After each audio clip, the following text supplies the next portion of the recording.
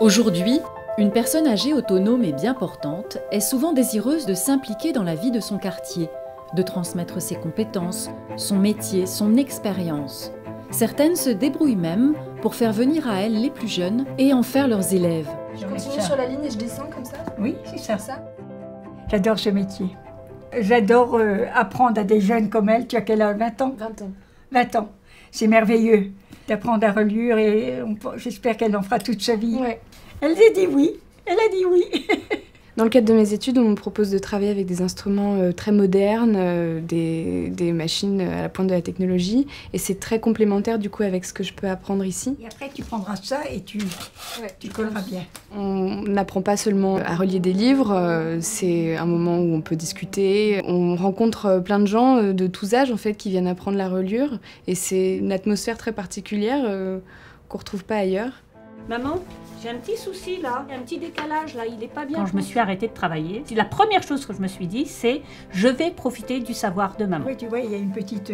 Ça me fait très plaisir d'avoir une fille qui fait de la reliure avec moi, parce que ensuite, après, quand je serai plus là, cette pièce sera à elle, avec tout le matériel.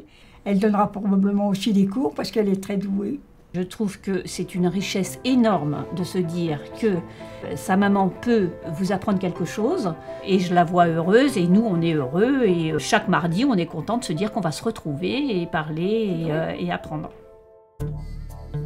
Les seniors peuvent également recevoir de la part des plus jeunes. Aujourd'hui, au lycée agricole de Nermont, des élèves préparent leur matériel informatique pour animer un atelier d'apprentissage numérique. Le projet Perche Digital Senior a pour but d'initier les seniors au numérique, de leur faire prendre confiance, mais également de pouvoir être autonomes et de ne pas se sentir isolés.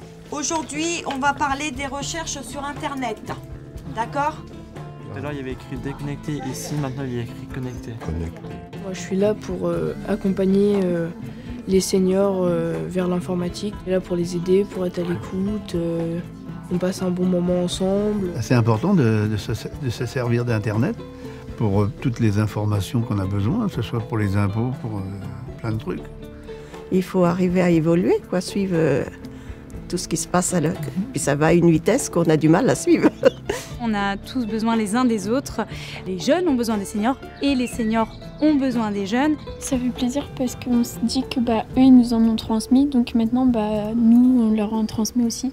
Ce projet est bénéfique à tout point de vue, ça crée du lien social, du lien intergénérationnel dont tout le monde a besoin aujourd'hui. Tout le monde a besoin de transmettre. Mais comment faire en EHPAD, ce lieu de vie où les résidents viennent d'horizons si différents? Il y a quelques années, j'ai mené un atelier thérapeutique d'écriture et puis ma collègue Lisa, qui est psychomotricienne, dans cette continuité, a pu mener un atelier de stimulation cognitive.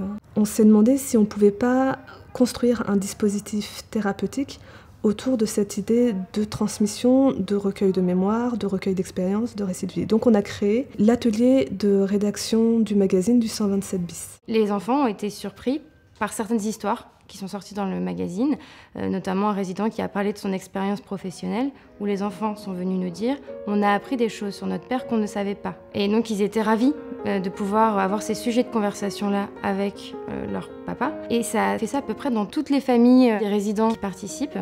Et du coup, ça fait un sujet de conversation entre eux.